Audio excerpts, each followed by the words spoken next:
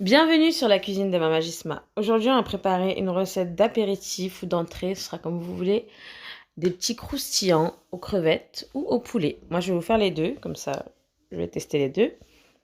Super simple, super rapide et ça fait son petit effet en apéro sur les tables. Ça fait une belle présentation, je trouve. Pour les feuilles, moi, je ne vais pas utiliser des feuilles de briques, je vais utiliser celles-là que je trouve au rayon dans les épiceries asiatiques ou orientales.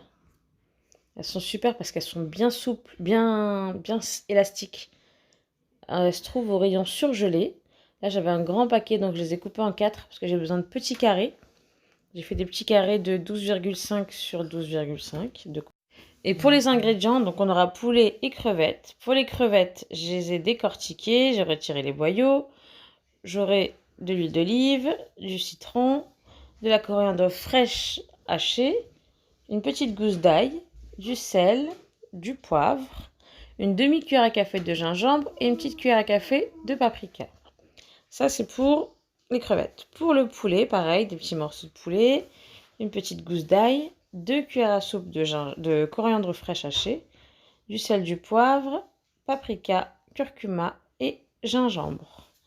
Et pour les dosages, c'est en fonction de la quantité que vous aurez. De l'huile d'olive et du jus de citron. Donc, je vais commencer la marinade de mes crevettes. Comme je vous ai dit, je les ai décortiquées, j'ai retiré les boyaux. Et je vais tout simplement venir prendre les épices, l'ail et les herbes et tout mettre dans le bol. Très simple.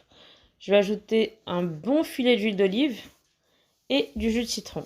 Là, j'ai mis le jus d'un quart de citron parce que j'avais pas beaucoup de crevettes. Je crois que j'ai 200 grammes. Et l'huile d'olive, vous mettez en fonction de vos goûts, c'est pareil. Hein. Je pense que je vais mettre 4 cuillères à soupe à peu près. J'ai bien mélangé tous mes ingrédients et je réserve ça de côté. Je passe à mon poulet. Pareil, j'ai mes petits morceaux de poulet coupés en gros cubes. Et je viens verser mon huile d'olive. Là, j'ai mis, pareil, hein, 2-3 cuillères à soupe. J'ajoute ensuite l'ail, les épices et la coriandre fraîche. J'ai bien mélangé. Là, on va passer au façonnage de nos petits croustillants. Alors, je commence par prendre mes feuilles que j'ai découpées. Je vous ai dit que c'était des feuilles surgelées, hein, donc on les laisse décongeler une bonne demi-heure. Elles sont bien souples. Donc là, je vais prendre un carré et je vais venir le plier en deux pour faire un triangle. Je viens déposer ma gambasse et j'enroule, comme vous voyez dans la vidéo. Ensuite, je vais venir faire un petit nœud en haut. Vraiment super simple. Et voilà.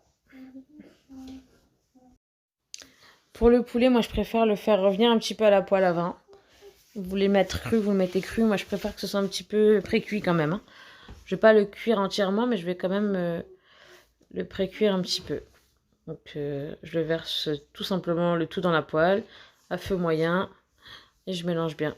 Donc ça, je le mets de côté. Le temps que ça refroidisse, je termine de plier mes petites briquettes aux crevettes.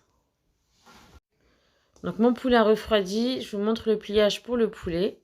Donc je viens prendre un morceau, je vais essayer de le couper un peu pour le mettre sur la longueur. Je le pose au centre en bas et j'enroule. Ensuite je viens prendre les deux bouts et je fais un petit nœud. Allez, encore un petit dernier. Là je trouve que c'est le mieux réussi des trois que je vous ai montré. Donc on plie, on fait le petit nœud et on réserve de côté. Vous pouvez même les faire à l'avance et les mettre au congélateur pour ceux qui veulent, si vous avez envie de tout faire d'un coup. Là, j'ai terminé. Les crevettes d'un côté, le poulet d'un côté. Et je vais les faire frire dans l'huile. Donc là, je les mets dans la friteuse jusqu'à ce qu'elles soient bien dorées. Recette terminée.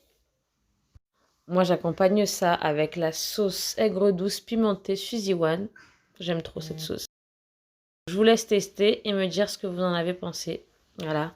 J'espère que cette recette vous aura plu. Je vous donne rendez-vous la semaine prochaine pour une nouvelle recette. Et je vous dis à très vite.